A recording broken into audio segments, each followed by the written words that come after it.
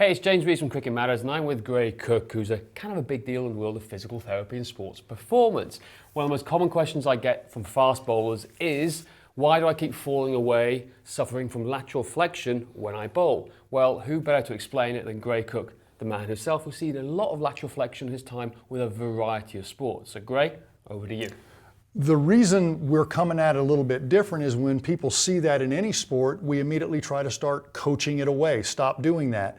Many times if they could, they would. Now, if they stop doing that and they straighten right up, great cue. But if it doesn't happen with a few cues, it may not be your coaching. And we've been screening people who do that for various reasons. I'll give you two and they're simple. There's not enough motion so they can't do anything else, or there's not enough balance so they can't do anything else.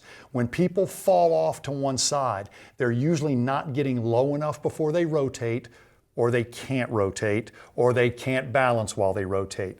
So I distill it down into two drills that help an athlete see what I'm seeing when I do a full and thorough screen. First one is, James, can I just get you to balance on one foot? Sure. All right? And this is exactly how I'm gonna do it for the kids. So start with your feet together, let your hands just relax, and I just want you to stand on one foot for a second. And whether you know it or not, I'm gonna be counting off about 20 seconds. And I'll give him 2 or 3 attempts, but most people aren't doing this, and he's doing fine. Let's go to the other side. And once again, I'm going to try to count off 20 seconds. If they can't hold 20 seconds, it's not the end of the world, but it definitely means we've probably been training something and exploiting balance to get there. All right, I'm going to throw you a curveball. Metaphorically, you're going to have to get back up on that foot again, the first one we started with, but I want you to close your eyes. Half his balance, meaning he should be able to do this for 10 seconds. He's already wobbly. Now, many athletes depend way more on their vision than they need to for their balance. They should be feeling their balance, and part of that balance they're feeling is called proprioception. It's coming up through the foot, they're getting aware. Sprained ankles, knee problems, low back tightness, and pain can all distort that balance signal.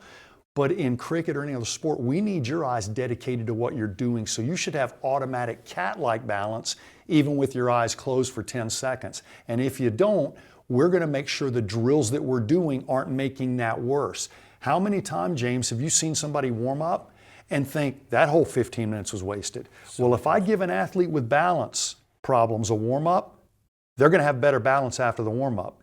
If I've given an athlete with rotation problems a warm up, they're not going to have as many of those problems after the warm up. So we have to aim our warm up at the problems at hand, or we're not changing the state of readiness before practice, which means we're loading new software on an already overloaded phone. Don't do that.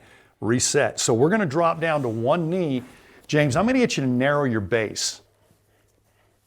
And remember how I said half your balance ought to be with eyes closed? Well, guess, I'm going to let you press that thing overhead, okay?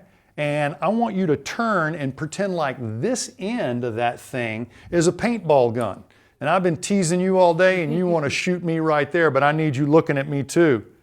And okay, but can you talk to me while you're shooting me? Just about. You're holding your breath. Okay, so do me a favor. Now do a turn where you can still breathe and balance like a normal human being, and we can carry on a conversation.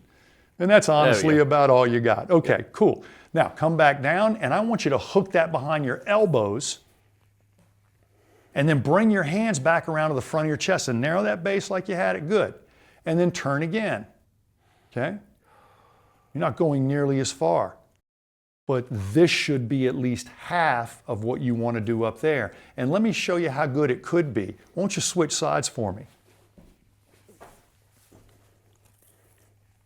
All right, press it out. Go ahead and shoot me in the chest now. Ouch, you got me.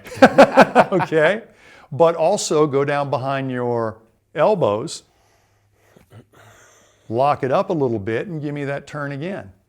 And as you can see, the ratio is still there. You're easily more than half of your turn before your shoulders ever get in it. Most young athletes can cover it up with sloppy shoulders, but we don't want to play sports that way. But if that's the only way you can complete your turn, you're going to fall off to the side. So that's that.